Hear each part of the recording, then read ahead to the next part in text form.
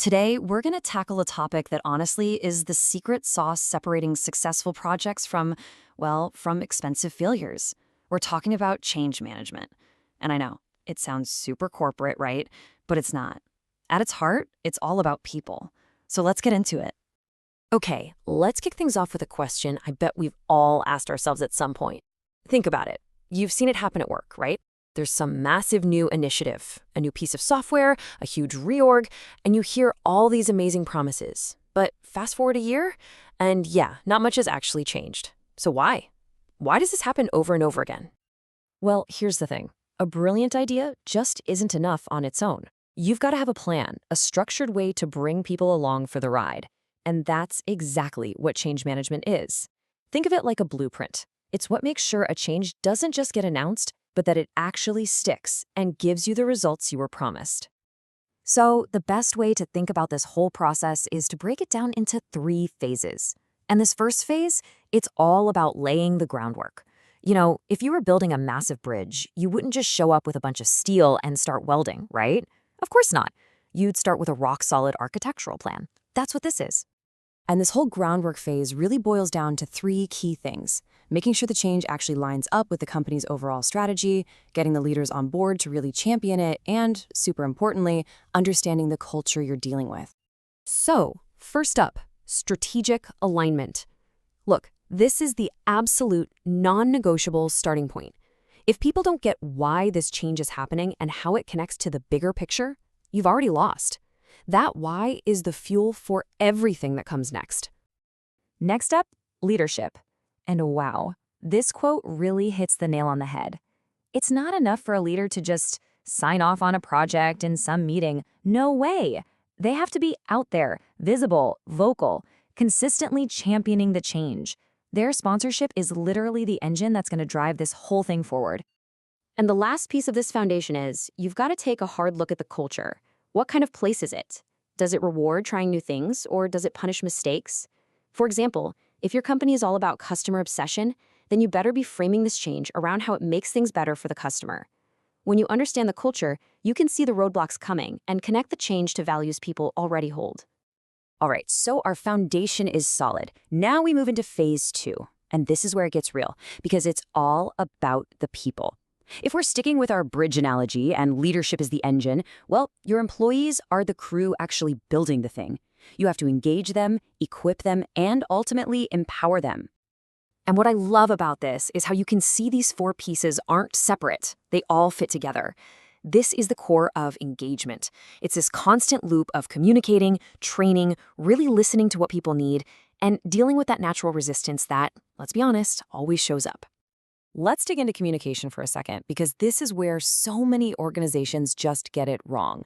They think communication means blasting out emails and posting on the internet. But real, effective communication, it's a two-way street. It's about opening up channels for people to give feedback, actually listening to what they're worried about, and then showing them that their voice matters, that it can actually shape where things go. And right alongside communication, you've got capability building, or, training. Here's a key insight. Most of the time, people aren't resisting the change itself. What they're resisting is the fear of looking stupid or failing in a new system.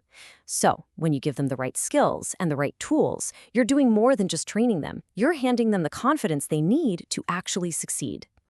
Okay, let's talk about something that makes a lot of leaders kind of nervous: resistance. But here's the big secret. Resistance isn't the enemy. In fact, it's totally natural, and it's often incredibly valuable feedback. Think about it. The people who are pushing back are usually the ones closest to the work. They might have spotted a huge flaw that the project team completely missed. So your goal shouldn't be to stamp it out, but to figure out why it's happening. And this lays it out just perfectly. It's a simple diagnosis. Are people resisting because they're afraid of what's coming? The fix is clear, consistent communication. Are they worried they don't have the right skills? The fix is targeted training. See? Once you understand the source of the problem, you can apply the right solution, instead of just trying to force it through.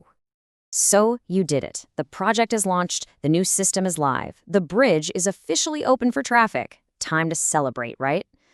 Well, not so fast. We're not done yet, not even close. Now comes phase 3, which you could argue is the most important of all, making sure this change actually sticks. This is where measurement and governance come in. Fancy words, but it just means setting up the rules and the scorecard for the new way of doing things. You have to be crystal clear on what success even looks like. Maybe your target is an 85% adoption rate for a new tool. That's a concrete number. Without a target like that, you're just flying blind. It all comes down to that old saying, if you don't measure it, you can't manage it. And you'll certainly never know if you actually won. And that leads us to the final, crucial piece of the puzzle: reinforcement. You have to actively encourage and reward the new ways of working. And as you can see here, sometimes it's the simple things that have the biggest impact. When you publicly recognize someone for doing a great job with the new process, you're not just rewarding them, you're showing everyone else what good looks like. Creating these feedback loops reminds everyone that the project isn't just done. It's something we're all improving together. And that is how a temporary change becomes just the way we do things around here. Okay, so let's pull all this together as we start to wrap up.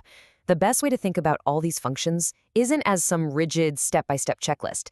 It's more like a toolkit, a set of powerful tools you can pull out to handle any change that comes your way. So what's the bottom line here? What do you really need to remember? 1. Always start with why. 2. Your leaders have to be visible champions, not just names on a slide. 3. Communication has to be a conversation, not a broadcast. Empower people with skills. Treat resistance as data, not an obstacle. And finally, keep reinforcing the new habits until they're second nature. That's the game plan. Because let's be real, change isn't a matter of if, it's always a matter of when. The next big shift in your team, in your company, heck, even in your own life, it's coming. It's always just around the corner. The only real question left is, now that you have the toolkit, will you be ready to lead it?